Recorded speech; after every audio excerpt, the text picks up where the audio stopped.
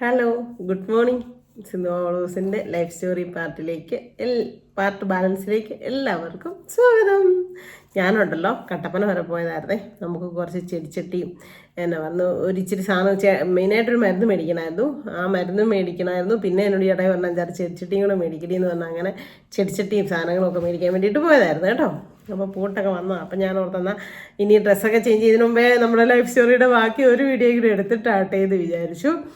ചിലരൊക്കെ പറയുന്നുണ്ടായിരുന്നു കമൻസിനകത്ത് നമ്മുടെ മുഖമാണ് മനസ്സിൻ്റെ കണ്ണാടിയെന്നോ അങ്ങനെ എന്തോ, മനസ്സ് എങ്ങനെ എത്രമാത്രം ഇതുണ്ടോ അതുപോലൊക്കെ മുഖത്തിരിക്കുന്നു. ശരിയാണ്. ഇപ്പം എനിക്ക് സങ്കടവും കാര്യങ്ങളും ഒന്നുമില്ല. ദൈവത്തിൻ്റെ കൃപയാൽ ചേട്ടായി എന്നെ പൊന്നുപോണൊക്കെ സംരക്ഷിക്കുന്നുണ്ടോ നോക്കുന്നുണ്ട്. ഒന്നിനും ഒരു കുറവും വരുത്തുന്നില്ല. എല്ലാം കൊണ്ടും സമാധാനപരമായിട്ടാണ് പോകുന്നത് കേട്ടോ, സത്യമായിട്ടും. പിന്നെയെന്ന് വെച്ച് കഴിഞ്ഞാൽ കുറേ പേർക്ക് എൻ്റെ ലൈഫ് സ്റ്റോറി കേട്ടിട്ട് വിഷമവും സങ്കടവും ഒക്കെ ആയെന്ന് പറഞ്ഞു ഒത്തിരി ആൾക്കാർ ഇപ്പോഴും മെസ്സേജ് ഇടുകയും വിളിക്കുകയൊക്കെ ചെയ്യുന്നുണ്ട്. എല്ലാവരോടും ഒരുപാട് നന്ദി. എന്നാന്ന് വെച്ച് കഴിഞ്ഞാൽ യുകെയിലുള്ളൊരു സുമ എന്ന് പറഞ്ഞുകൊണ്ട് ഒരു ചേച്ചിക്കുട്ടി വിളിച്ചിട്ടുണ്ടായിരുന്നു. പിന്നെ ആ ചേച്ചിക്ക് എനിക്ക് ഒത്തിരി സന്തോഷം തോന്നി.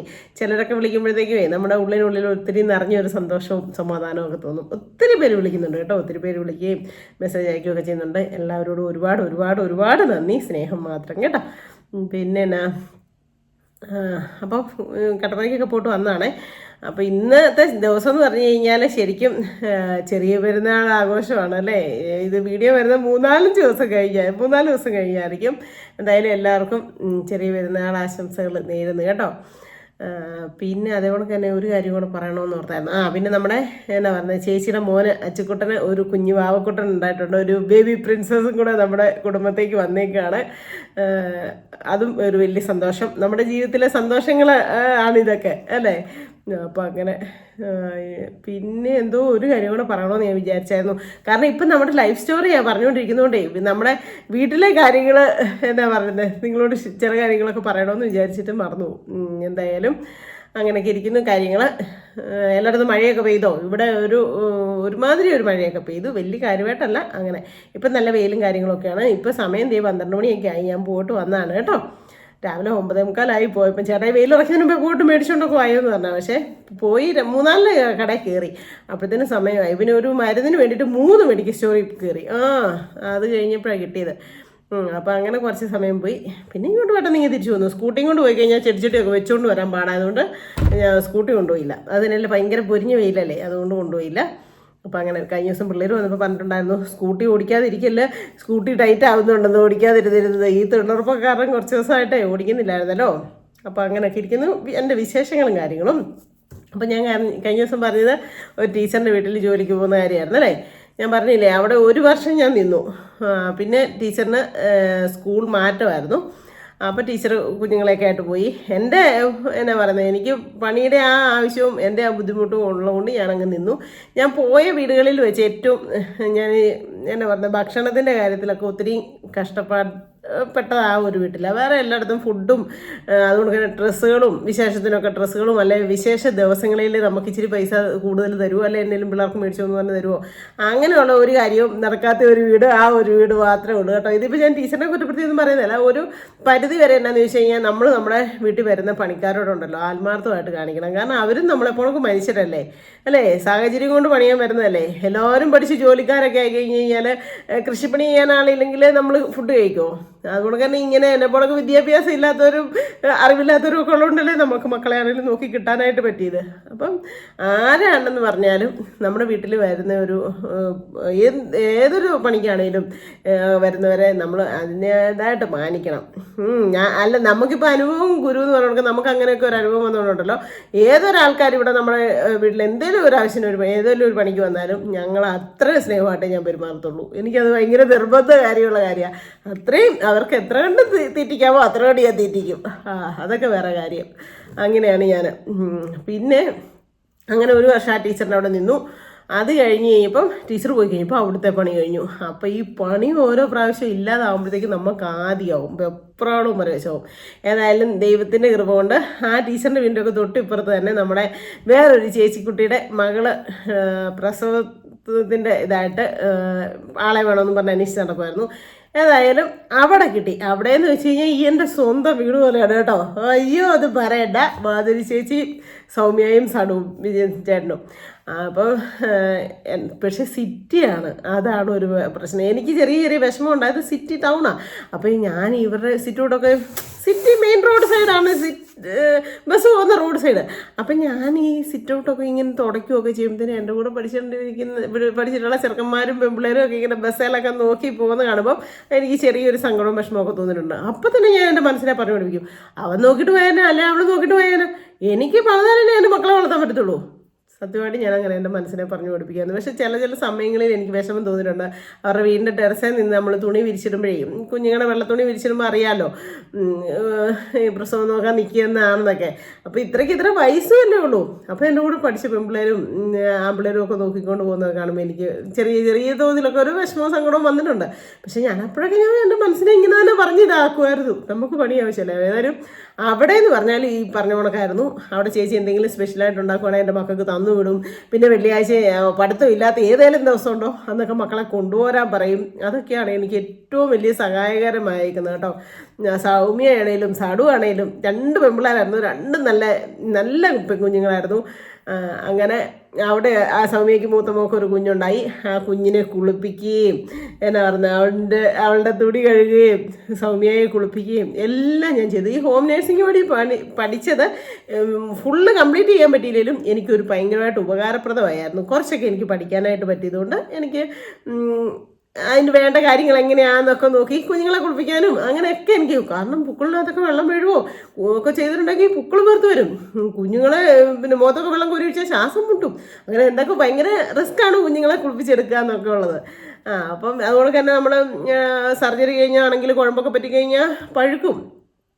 അങ്ങനെയൊക്കെയുള്ള പ്രശ്നങ്ങളുണ്ട് പെൺപിള്ളേരെ കുളിപ്പിക്കുമ്പോഴാണേലും. പിന്നെ വയറ് കുറയണമെങ്കിലൊക്കെ ആണെങ്കിലും തിരുമ്മി കുളിപ്പിക്കണം.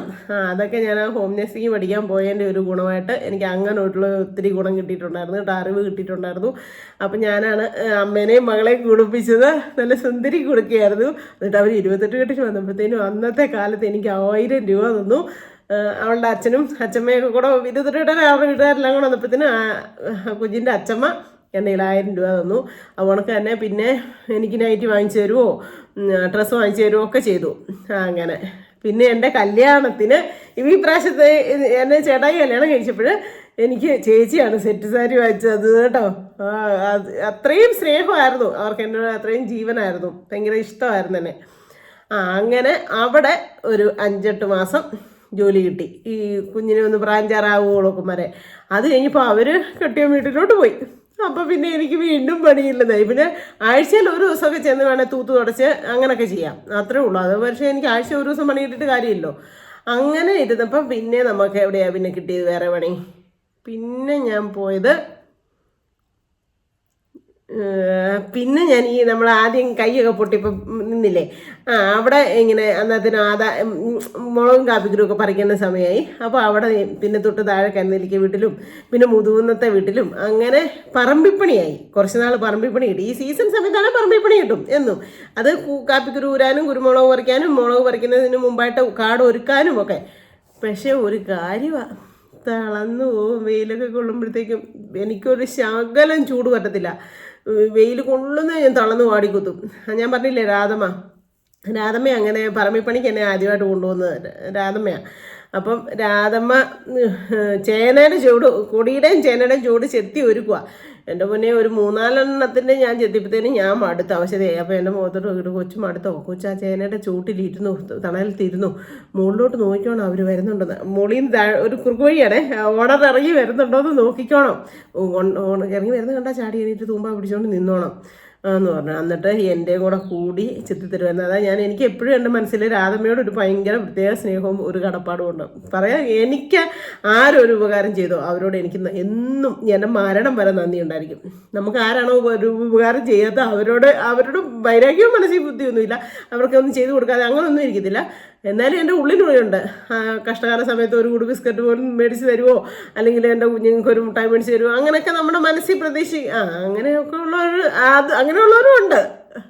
പക്ഷേ രാധമ്മ അതിനൊക്കെ ഇതായിരുന്നു. പിന്നെ മുതൂന്നത്തെ ഗ്രേസ് ചേച്ചി, എൻ്റെ ദൈവമേ, ഗ്രേസ് ചേച്ചി അങ്ങനെയായിരുന്നു. മുതൂന്ന വീട്ടുകാരെ ഒരു പേരമ്മേനെ ഞാൻ കാണാൻ പോകുന്ന വീഡിയോ കണ്ടിട്ടില്ലേ, അത് പേരമ്മ ചെയ്യാണ്ട് കിടക്കാം. അപ്പം ചേച്ചിയാണേലും എന്നെ ഇങ്ങനെയായിരുന്നു, പറമ്പിൽ പണിക്ക് കൂട്ടിക്കൊണ്ട് പോയി കഴിഞ്ഞാൽ ഞാൻ ഇച്ചിരി മടുത്തെന്ന് കാണുമ്പോഴത്തേനും ചേച്ചി പറയും, ഒരു കാര്യം ചെയ്യേ, ഇച്ചിരി നേരം കിടന്നു, അല്ല ഇച്ചിരി നേരം കിടന്നു, അവിടെ വീടും കൂടെ ഉണ്ടേ, അപ്പോൾ വേണമെങ്കിൽ പോയി കിടന്നു, വരയ്ക്കാതെ ഇച്ചിരി നേരം പോയി കിടന്നു എന്നൊക്കെ പറയുമായിരുന്നു. എൻ്റെ ദൈവമേ, അത്രയും പാവമായിരുന്നു. അങ്ങനെ ഒരു 5-6 മാസമൊക്കെ അങ്ങനെ അങ്ങ് പോയി. 5-6 ആ ഒരു കുറച്ച് നാൾ അങ്ങനെ അങ്ങ് പോയി. അത് കഴിഞ്ഞ് തന്നെ പിന്നെ പെട്ടെന്ന് ഒരു അടുത്ത കൊച്ചായി സൗമ്യയ്ക്ക് 2 പിള്ളേർ അടുപ്പിച്ചുണ്ടായി. അത് ഇളയതും പെങ്കൊച്ച്. അങ്ങനെ എൻ്റെ ഭാഗ്യം മുടക്ക് എന്താ പറയുന്നത്, ആ കുഞ്ഞിനെ നോക്കാനും ആ പ്രസവം നോക്കാനും കൂടെ എനിക്ക് പണി കിട്ടി. അങ്ങനെ അവിടെ വീണ്ടും ഒരു 5-6 മാസം കൂടെ പണി കിട്ടി. ആ വീട്ടിലൊക്കെ നിന്നപ്പോഴെന്ന് വെച്ച് കഴിഞ്ഞാൽ എനിക്ക് വീട്ടിലോട്ടുള്ള സാധനങ്ങളൊക്കെ ആണെങ്കിലും എന്തെങ്കിലുമൊക്കെ കിട്ടുന്നതൊക്കെ കൊണ്ടുവരാം. അപ്പം നമ്മുടെ കണ്ണൻ്റെ ഇപ്പം ചേട്ടായി നിൽക്കുന്ന കടയിലെ കണ്ണൻ്റെ വീടിൻ്റെ തൊട്ടടുത്താണ്. അപ്പം ഞാൻ ഈ അപ്പിത്തുണിയൊക്കെ കഴിയുമ്പോഴത്തേനുമേ കണ്ണം വന്ന എൻ്റെ പാലത്തെ വന്ന് നിൽക്കുക. എന്നിട്ട് ചേച്ചി തോടാണ്, ചെറിയൊരു തോടാ, ചേച്ചിക്ക് അറപ്പില്ലേ കയ്യിലൊക്കെ അപ്പി പറ്റുമ്പോഴെന്നൊക്കെ ചോദിക്കുമായിരുന്നു കണ്ണൻ. അപ്പോൾ കണ്ണൻ അന്ന് മുതലേ ഞാൻ ഈ കഷ്ടപ്പെടുന്ന കണ്ടിട്ടുള്ളതാണ്. അതുകൊണ്ട് ഉണ്ടല്ലോ അവനൊരു പ്രത്യേക സ്നേഹമുണ്ട് നമ്മളോട്. സത്യമായിട്ടോടും ചേട്ടായിട്ടേ എന്നെ ചേട്ടാനേക്കാളിന് മുമ്പേ കണ്ണനും ശ്യാമള ചേച്ചിക്കൊക്കെ അറിയാം. അപ്പം ആ ഒരു സ്നേഹം ഇപ്പോഴും ഉണ്ട് കേട്ടോ, ഭയങ്കരമായിട്ടൊരു സ്നേഹമുണ്ട് കണ്ണ്. പിന്നെ അവധിക്ക് ഈ പിള്ളേർക്ക് പഠിത്തമില്ലാത്ത ദിവസങ്ങളിൽ ഞാൻ കൊണ്ടുചെല്ലുമ്പോൾ കണ്ണൻ്റെ അമ്മ ശ്യാമള ചേച്ചി അവരുടെ വീട്ടിൽ കൊണ്ടുപോകും. അപ്പൂനെയും അമ്മൂനെയും കൂട്ടിക്കൊണ്ട് പോയിട്ട് ഉണ്ടാക്കി കൊടുക്കും, പുട്ടുണ്ടാക്കി കൊടുക്കും. പിന്നെ വലിയ പേരയ്ക്ക ഉണ്ടായിരുന്നു അവിടെ, അതെല്ലാം പറിച്ച് കൂടിനകത്ത് ഇട്ട് കൊടുത്തു വിടുകയും അങ്ങനെയൊക്കെ ചെയ്യുമായിരുന്നു ശ്യാമള ചേച്ചി. അങ്ങനെ അവിടെ കുറേ നാൾ പണിതു. അങ്ങനെ ഈ ഒരു 5-6 വർഷം തന്നെ മാറിക്കഴിഞ്ഞപ്പോഴാണ് ഇങ്ങനെ ഈ അലഞ്ഞു തിരിഞ്ഞുള്ള പണി. നമ്മൾ വീട് വെച്ച് മാറിക്കഴിഞ്ഞപ്പോഴത്തേനും പിന്നെ നമുക്ക് പണി ഇല്ലാണ്ട് പറ്റത്തില്ലല്ലോ. അയ്യോ എൻ്റെ ദൈവമേ. അങ്ങനെ പിന്നെ ഈ ചില പണിക്കൊക്കെ പോയിട്ട് എൻ്റെ ദൈവമേ ശരിക്കും കഷ്ടപ്പെട്ടിട്ടുണ്ടേ. ഈ ബയോഗ്യാസ് പ്ലാന്റിൻ്റെ ചാണകം പാരാനായിട്ട് പോയി. ചാണകം പാരാനായിട്ട് വലിച്ചിറങ്ങും. 10 ദിവസം കുളിച്ചാലും നമ്മുടെ ദേഹത്തെ പടം പോകത്തില്ല. 2 പേരും അപ്പുറത്ത് ഇപ്പുറത്തേ കിടക്കത്തുള്ളൂ. അമ്മയുടെ അടുത്ത് എനിക്ക് മുട്ടിക്കിടക്കണം, അമ്മയുടെ അടുത്ത് എനിക്ക് മുട്ടിക്കിടക്കണം എന്നും പറഞ്ഞുകൊണ്ട് 2 പേരും രാത്രി ഗുസ്തിയാണ്. അപ്പോൾ ഇങ്ങനെ സൈഡിൽ കിടത്തി കഴിഞ്ഞാൽ കട്ടിലേം താഴെ വീഴത്തില്ലേ. അതുകൊണ്ട് ഞാൻ പറയും മോൻ ഭിത്തി സൈഡിൽ കിടക്കുക, അല്ലെ മോളും ഭിത്തി സൈഡിൽ കിടക്കുക. ഇല്ല, 2 പേർക്കും എന്നെ മുട്ടി കിടക്കണം, കെട്ടിപ്പിടിച്ച് കിടക്കണം. അപ്പം ഞാൻ നടുക്ക് കിടക്കും. എന്നിട്ട് 2 കസാര എടുത്തുകൊണ്ട് വന്ന് ഈ കട്ടിലിൻ്റെ സൈഡിൽ വെക്കും, മറിഞ്ഞ് വീഴാതിരിക്കാൻ. ഞാനും എൻ്റെ മക്കളോട് കടന്നുകൊണ്ടിരുന്ന കട്ടിലാണ്, നമ്മുടെ മോളിൽ കിടപ്പുണ്ട്. ലാൽട്ടൻ്റെ വീട്ടിൽ നിന്ന് കിട്ടിയേക്കുന്ന ഒരു കട്ടിലാണ്, തടിയുടെ കട്ടിലാണ്, വേങ്ങപ്പലകയുടെ കട്ടിലാണ് കേട്ടോ. നടുവിനുവേനയ്ക്കൊക്കെ സൂപ്പറാണ്. പക്ഷേ വലിപ്പം ഇച്ചിരിയേ ഉള്ളൂ. ആ കട്ടിലായിരുന്നു ഞാനും ലാലേട്ടനും കൊച്ചും കൂടെ കിടന്നുകൊണ്ടിരുന്നത്. അത് കഴിഞ്ഞ് ലാലേട്ടൻ മരിച്ചു കഴിഞ്ഞപ്പോഴും ഞാനും എൻ്റെ ഈ 2 മക്കളും കൂടെ ആ കട്ടിലായിരുന്നു കിടന്നുകൊണ്ടിരുന്നത്. എന്നിട്ട് ഇടയില്ല. ഇതുങ്ങൾ കിടന്ന് അങ്ങോട്ടും ഇങ്ങോട്ടും തിരിയുമ്പോഴത്തേനും എനിക്ക് ഒട്ടും ഇടയില്ല. ഈ പണിയൊക്കെ കഴിഞ്ഞ് വന്ന് കിടക്കുന്നതല്ലേ. അപ്പോഴത്തേനും ഞാൻ എന്നാ ഇതെന്നറിയാമോ, സ്വന്തമായിട്ട് ഞാൻ കട്ടിൽ വലുതാക്കി, ഫാമിലി കോട്ട് മാതിരിയാക്കി. എന്നാ ഇതെന്ന് ചോദിച്ചു കഴിഞ്ഞാൽ നമ്മുടെ വീട് പണിയാൻ സമയത്ത് ഇറക്കിയ സൈസ് കട്ട ബാലൻസ് ഉണ്ടായിരുന്നു. അപ്പോൾ ഞാൻ സിമെൻറ്റിൻ്റെ കട്ട എടുത്തുകൊണ്ട് അങ്ങേ സൈഡിൽ ഭിത്തി സൈഡിൽ കട്ട വെച്ചു, അപ്പുറത്തും ഇപ്പുറത്തും നടുക്കും പൊക്കത്തിൽ കട്ട വെച്ചു. എന്നിട്ട് പലക ഉണ്ടായിരുന്നു, പലക എടുത്തുകൊണ്ടിട്ടു. ഇട്ടിട്ട് അതേ മൊത്തം ഇങ്ങനെ കട്ടിക്ക് ചാക്ക് മടക്കി വിരിച്ചിട്ട് മറ്റേ ഞങ്ങളുടെ കട്ടിലെ ബെഡും കൂടെ അങ്ങനെ ചേർത്തങ്ങ് കിട്ടുമ്പോഴത്തേക്കും വീതി കൂടുതലായി. എന്നിട്ട് ഞങ്ങൾ അങ്ങനെ കിടക്കും. അങ്ങനെയായിരുന്നു ഞങ്ങൾ കിടന്നുകൊണ്ടിരുന്നത്. ഞങ്ങളുടെ കട്ടിലായിരുന്നു. പിന്നെ എനിക്കൊരു കുഞ്ഞ് നിർബന്ധം ഉണ്ടായിരുന്നതെന്ന് ചോദിച്ചാൽ ഒരുമിച്ചിരുന്ന് ഭക്ഷണം കഴിക്കണം. പിള്ളേർ ഞാനും ജാസിനോടെ ആണെങ്കിലും ഒരുമിച്ചിരുന്ന് കഴിക്കണം. അല്ലാതെ ചില വീടുകളിലൊക്കെ ഉണ്ടോ, ചിലർ ഓരോ കട്ടിലയിലോട്ടും ഓരോ തറയിലോട്ടും ഓരോ മേശയിലോട്ടും അവിടെ ഇവിടെ ഓരോ കോണുകളിലൊക്കെ പോയിരുന്ന് കഴിക്കുന്നത് എനിക്കത് ഒരു ശകലം പോലും ഇഷ്ടമില്ലാത്ത കാര്യമാണ്. നമ്മൾ ഭക്ഷണ സമയത്ത്, നമ്മൾ പ്രാർത്ഥനാ സമയത്ത് ഭക്ഷണ സമയത്ത് നമ്മളെല്ലാവരും കൂടെ ഒരുമിച്ചിരിക്കുന്നത് ഒരു ഐശ്വര്യം തന്നെയാണ്. അപ്പം ഞാൻ എന്നാ ചെയ്തെന്ന് ചോദിച്ചാൽ ചെറിയൊരു ഡെസ്ക് പണിയിപ്പിച്ചു. വലിയ വില കൂടിയതൊന്നുമല്ല, ഒരു ഡെസ്ക് പണിയിപ്പിച്ചിട്ട് അതിന് ചേരുന്ന സൈസ് സ്റ്റൂളുകളും മേടിച്ചു, പ്ലാസ്റ്റിക്കിൻ്റെ സ്റ്റൂളുകളും മേടിച്ചു. അങ്ങനെ അതിലിരുന്ന് ഞങ്ങൾ 4 പേരുടെ ഫുഡ് കഴിക്കത്തുള്ളായിരുന്നു. രാവിലെ ആണെങ്കിലും വൈകിട്ടാണെങ്കിലും ഉച്ചയ്ക്കാണെങ്കിലും. ഉച്ചയ്ക്ക് ഞങ്ങൾ വീട്ടിലുള്ളപ്പം കേട്ടോ അങ്ങനെ കഴിക്കത്തുള്ളായിരുന്നു. അങ്ങനെ ചില കാര്യങ്ങളൊക്കെ എനിക്ക് നിർബന്ധ ബുദ്ധി ഉണ്ടായിരുന്നു. പിന്നെ ലാലേട്ടൻ മരിച്ച ആ ഡേറ്റ് ആകുമ്പോൾ മിക്കവാറും ഉള്ള ദിവസവും നമ്മൾ അങ്ങോട്ട് മാറിയതിന് ശേഷം അമ്മ ഇറങ്ങി വരും കേട്ടോ. അമ്മയും കൂടെ വൈകിട്ട് തന്നെ ഇറങ്ങി വരും. എന്നാന്ന് വെച്ചാൽ ആ ദിവസം മൊത്തം ഞാൻ കയർച്ചും കുവിച്ചുള്ളതായിരിക്കുമെന്ന് അമ്മയ്ക്കറിയാം. അപ്പോൾ അമ്മ ഇറങ്ങി വരും. അമ്മ ഇറങ്ങി വന്ന് ഞങ്ങൾ ഒരു ദിവസം ഇങ്ങനെ ഇതേ പോണൊക്കെ ഫുഡൊക്കെ കഴിപ്പൊക്കെ കഴിഞ്ഞിട്ട് മോള് കിടന്നുറങ്ങി, അവനതിലെ നടപ്പുണ്ട്. അപ്പോൾ അമ്മയും ഞാനോട് വർത്തമാനം പറഞ്ഞുകൊണ്ടിരിക്കുക. ഒരു 10 മണിയൊക്കെ ആയി രാത്രി. അവളൊരു 8:30 ആയപ്പോൾ കിടന്നുറങ്ങി. അവൾ നേരെ ഉറക്കത്തിൽ നിന്ന് എണീറ്റിങ് വന്നിട്ട് ലാൽട്ടൻ്റെ ഫോട്ടോ ഹാളിനകത്ത് ഫ്രെയിം ചെയ്ത് വെച്ചിട്ടുണ്ടായിരുന്നു, ഭിത്തിയിൽ അണിയിൽ തൂക്കിയിട്ടിട്ടുണ്ട്. അവൾ എന്നറിയോ, നേരെ വന്ന് ഞങ്ങളെ ആരെയും നോക്കുന്നില്ല, ആ ഭിത്തിയെ കൂടെ വലിഞ്ഞു കയറി ലാൽട്ടൻ്റെ ഫോട്ടോയുടെ അടുത്ത് വരെ പോയി. തന്നെ ഈ എട്ടുകാലി മറ്റേ സ്പൈഡർമാൻ പോകുന്നില്ല. അമ്മ അത് കഴിച്ച് ജീവൻ പോയാൽ വരത്തില്ലായിരുന്നു. അമ്മ പറയാം, ലാലാജി ഇവിടെ ഉണ്ട്, ലാലാജി കയറിപ്പോ, അല്ലെങ്കിൽ ഇവള് പറഞ്ഞു വീഴിയല്ലേ ഇത്. അങ്ങനെ അമ്മു ഭിത്തിയെ കൂടെ സ്പൈഡർമാൻ പോകുന്നതോടൊക്കെ പറഞ്ഞ് കയറിപ്പോയി. അങ്ങനെ അതൊരു ഓർക്കുമ്പം ഇപ്പോഴേ അത്ഭുതം തോന്നുന്ന കാര്യമാണ്. പിന്നെന്ന് വെച്ച് കഴിഞ്ഞാൽ ഒരു 5-6 മാസം കൂടെ അത് കഴിഞ്ഞപ്പം നമ്മുടെ സൗമ്യയുടെ വീട്ടിൽ തന്നെ പണി കിട്ടി. അത് കഴിഞ്ഞ് ആ പ്രാവശ്യവും കൊച്ചിൻ്റെ എന്തോ 1-1.5 വയസ്സിൻ്റെ വ്യത്യാസത്തിലാണ് ഇളയ കൊച്ചുണ്ടായത്. 1.5 ഒന്നും ഇല്ലെന്ന് എനിക്ക് തോന്നുന്നത്, അത്ര പെട്ടെന്ന് തന്നെ ഉണ്ടായതാണ്. അപ്പം ആ 2 പ്രസവത്തിൻ്റെ നോക്കാൻ പോയപ്പോഴത്തേന് എനിക്ക് 2 പ്രാവശ്യം 1000 രൂപ വെച്ച് കിട്ടി. അല്ലാതെ അവർ പറഞ്ഞ ശമ്പളം കറക്റ്റായിട്ട് കിട്ടി. പിന്നെ കുറേ ഡ്രസ്സുകളും കാര്യങ്ങളും ഒക്കെ സൗമ്യയുടെ ചെറുതൊക്കെ ആണെങ്കിലും, അപ്പോൾ സൗമ്യയ്ക്ക് അന്ന് ഇച്ചിരി വണ്ണമൊക്കെ ഉണ്ട്, അവൾക്ക് ടൈറ്റായി പോകുന്നതൊക്കെ കുറേ ഡ്രസ്സുകളും പിന്നെ പുതിയ 1-2 നൈറ്റികളും ഒക്കെ എടുത്തു തന്നു. അങ്ങനെയൊക്കെ അവർ ഒത്തിരി സ്നേഹത്തോടെ ചേർത്ത് പിടിച്ചു കേട്ടോ. മാധുരി ചേച്ചിയൊക്കെ ഇപ്പോഴും ഉണ്ട്. ചേച്ചിയൊക്കെ ഇവിടുന്ന് പോയി, വീടൊക്കെ വിറ്റു, നാട്ടിലായിപ്പോൾ ചേച്ചിയൊക്കെ ഇപ്പോഴും വിളിക്കാറുണ്ട്. അതാ ഞാൻ പറഞ്ഞത്, എന്നെ അത്രയും സ്നേഹത്തോടെ ചേർത്ത് പിടിച്ചവരൊക്കെ ഉണ്ടല്ലോ ഇപ്പോഴും. ആ പഴയ സ്നേഹവും കരുതലും ഒക്കെ ഉണ്ട് ഇപ്പോഴും. അതാണ് എനിക്ക് ഏറ്റവും വലിയൊരു ഭാഗ്യം കേട്ടോ. കാരണം നമ്മൾ ആരാ എന്നാന്നുള്ളത് നമ്മൾ അങ്ങനെ ഒക്കെയാണ് മനസ്സിലാക്കുന്നത്. നമ്മളെ ഇത്രയും സ്നേഹത്തോടെ ആൾക്കാർ ഇപ്പോഴും സ്നേഹിക്കുന്നല്ലോ എന്ന്. അതുപോലെ തന്നെ ഞാൻ ആദ്യം നിന്ന വീട്ടിലെ ചേച്ചിയില്ലേ, ചേട്ടൻ മരിച്ചുപോയി, മോൻ പട്ടാളക്കാരനായി, മോള് നേഴ്സാണ്. അവളെ പിന്നെ ഇവിടെയായിരുന്നു, എടത്തുവായാണ് കെട്ടിച്ചേക്കുന്നത്. അത് എൻ്റെ ഈ 2ാമത്തെ കല്യാണത്തിന് ശേഷമാണ്, എടത്തുവായിലായിരുന്നു. അപ്പം കാഞ്ചിയാറിയാച്ചനും അമ്മയും ഞാനും ചേട്ടായും കൂടെയാണ് കല്യാണത്തിന് പോയത്. അതുകൊണ്ട് തന്നെ ആദ്യം പണിത വീട്ടുകാരുണ്ടല്ലോ, അവർ ചാച്ചന് ഉപ്പുകറയിൽ ഒരു മീൻകട, ഉണക്കമീൻകട തുടങ്ങി കൊടുത്തു.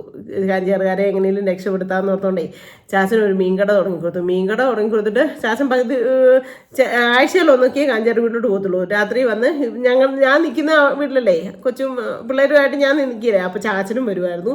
ചാച്ചനും വൈകിട്ട് ആ വീട്ടിലായിരുന്നു വന്ന് കിടക്കുന്നത്. എൻ്റെ ദൈവമേ, ചേച്ചി ശരിക്കും പാവം ഒരു ചേച്ചിയായിരുന്നേ. വരുമ്പോഴത്തേനും വെള്ളമെല്ലാം ചൂടാക്കി വെച്ച് ഞങ്ങൾ മാറിക്കഴിഞ്ഞും ചാച്ചനോട് വന്ന് കിടക്കുമായിരുന്നു.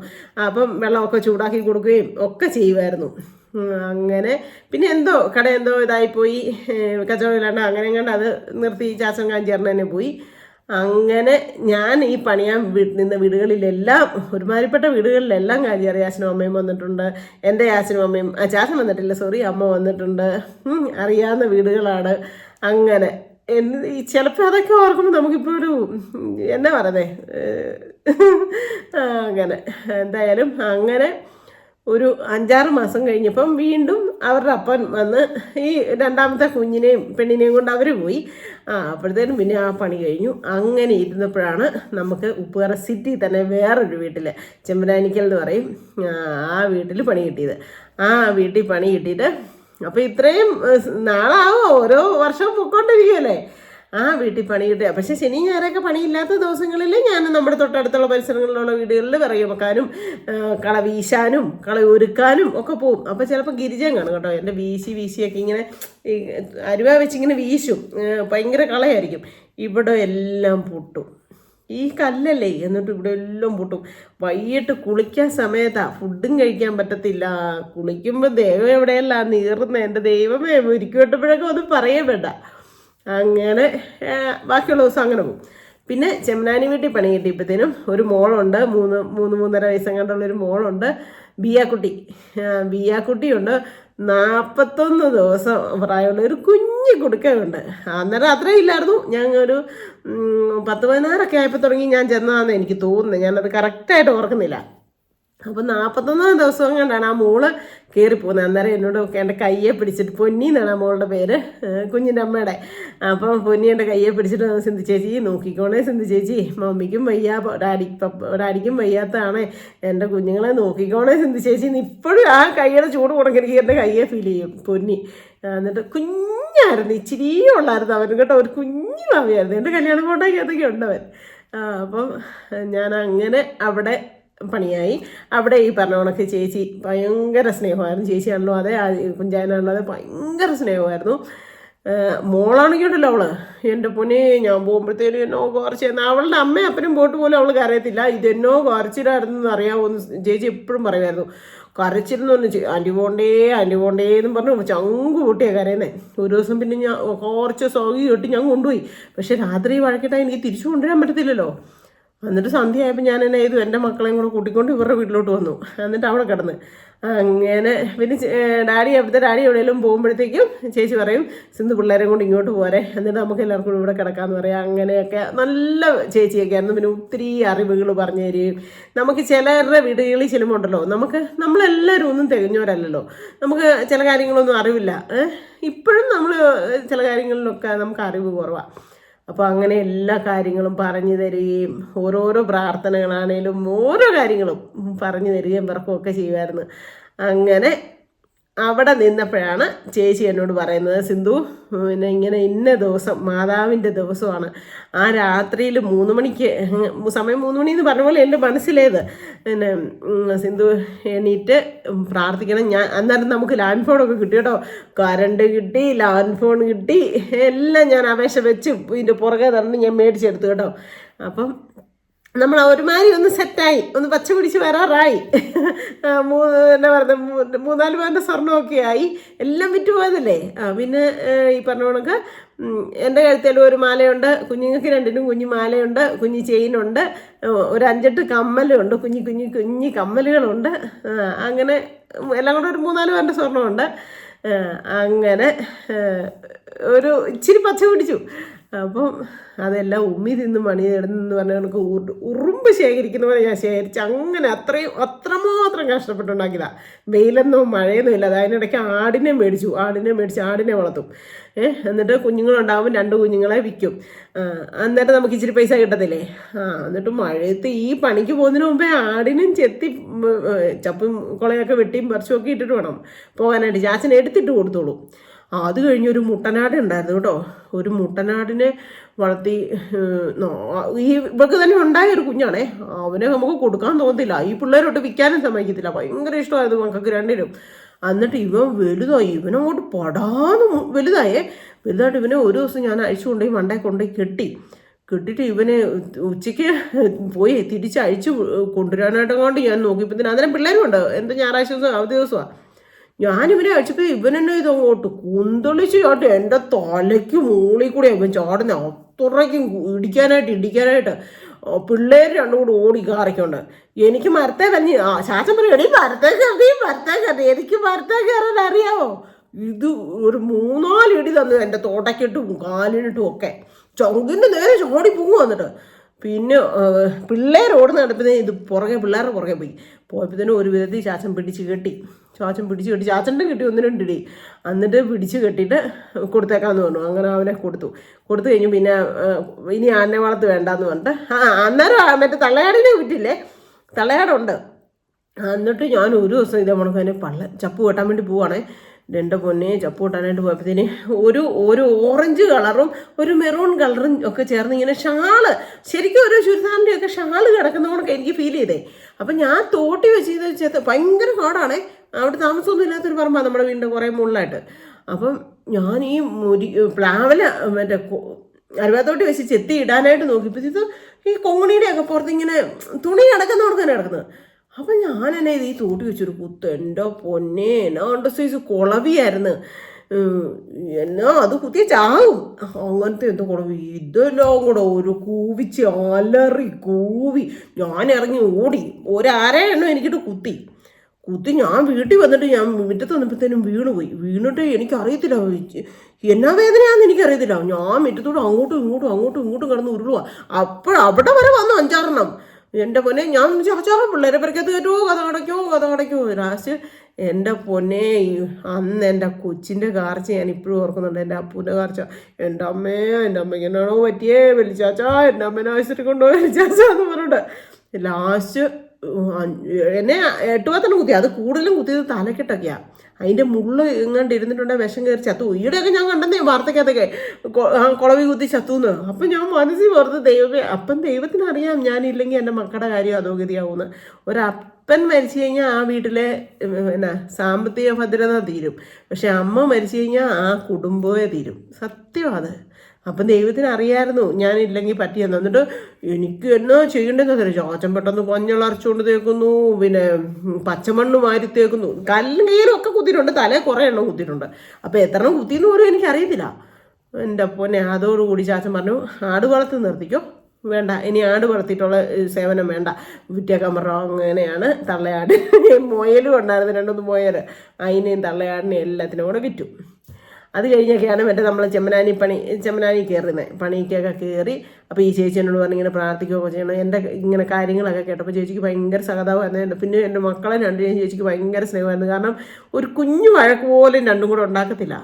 മോളെ ചേട്ടായി മോനെ അങ്ങനെ വിളിക്കത്തുള്ളൂ. ഭയങ്കര സ്നേഹമായിരുന്നു. കൂടപ്പുറപ്പ് സ്നേഹം എന്ന് വെച്ചാൽ നമുക്ക് തന്നെ ഒരു അത്ഭുതവും കൊതിയും തോന്നുമായിരുന്നു. അങ്ങനെ സ്നേഹമായിരുന്നു. അപ്പോൾ ഈ ചേച്ചിക്ക് ഭയങ്കര ഇഷ്ടമാണ്. അപ്പോൾ എപ്പോഴും പറയും, സിന്ധു കുഞ്ഞുങ്ങളല്ലേ, അതുങ്ങൾക്ക് അപ്പൻ്റെ സ്നേഹം അറിയണ്ടേ, നല്ലൊരു അപ്പനെ കിട്ടാനായിട്ട് ദൈവത്തോട് പ്രാർത്ഥിക്കുക. ജന്മം കൊണ്ടല്ലേലും കർമ്മം കൊണ്ട് നിനക്ക് അവർക്ക് നല്ലൊരു അച്ഛനും. അപ്പോൾ എനിക്ക് ആണുങ്ങളെ പേടിയാണ്.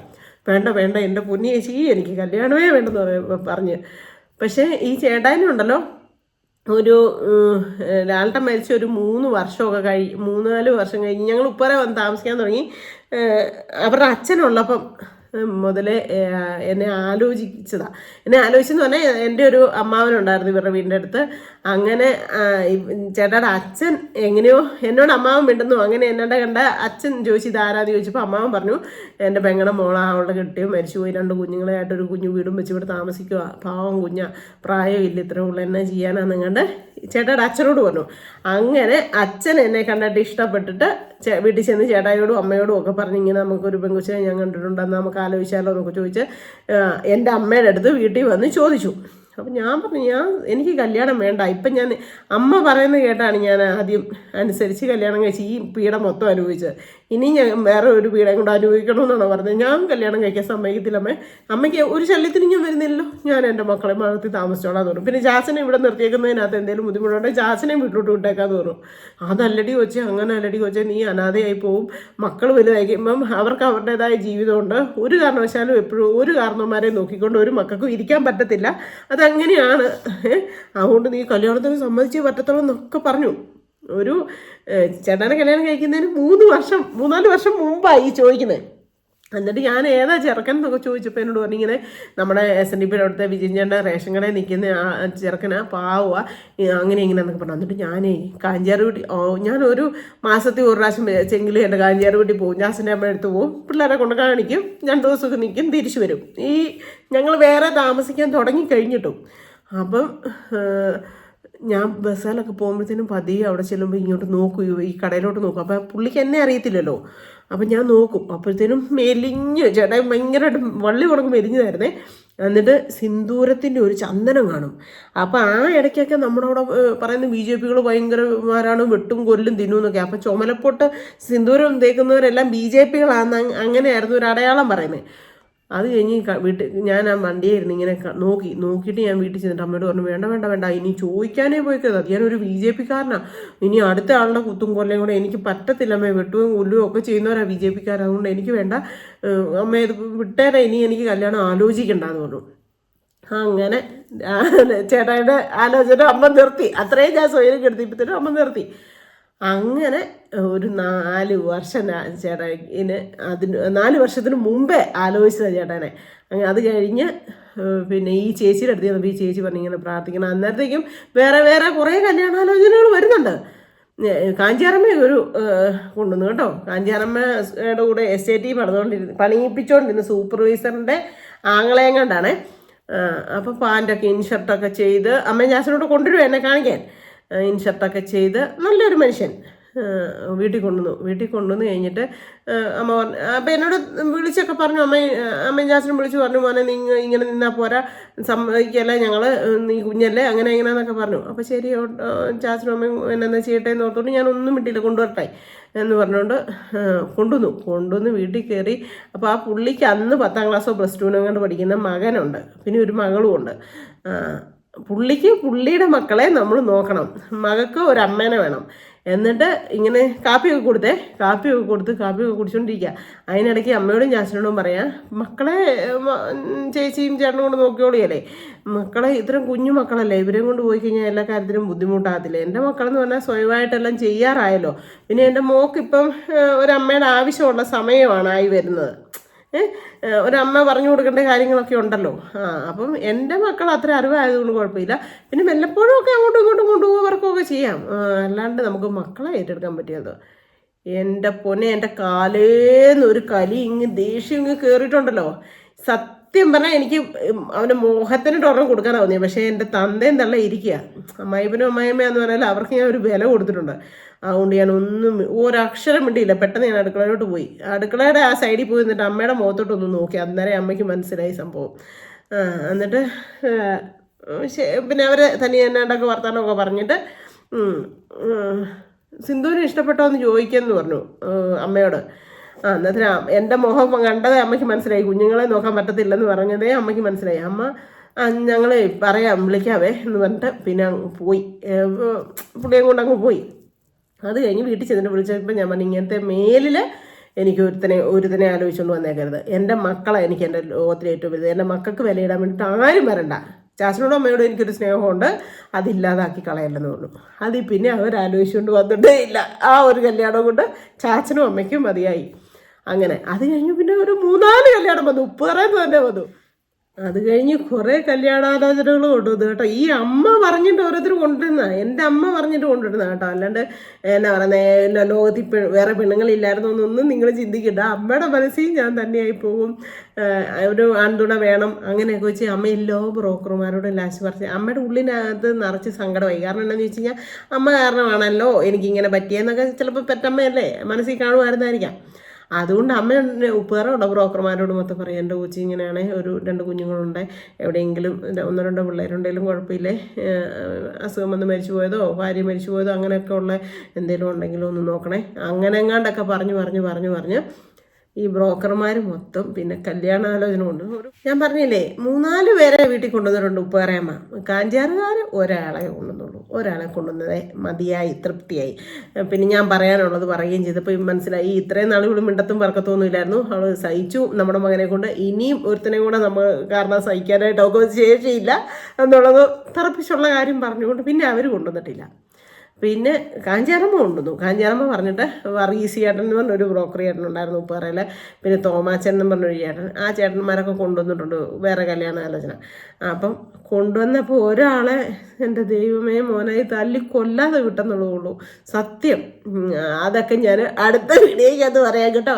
ശരിക്കും ഞാൻ പറഞ്ഞില്ലേ മോനായി ഒരു ഞങ്ങളുടെ കൂടപ്പുറപ്പുകളിൽ ഞങ്ങളോട് സ്നേഹമുള്ളവനായിരുന്നു. സത്യം ഒരാളെ കൊണ്ട് വന്നപ്പോഴത്തേനും ദൈവമേ തോമാച്ചൻ ചേട്ടൻ്റെ 4 കാര്യം പറിച്ചു ആ ചേട്ടനൊക്കെ കയറി ഓടിയത് സത്യം.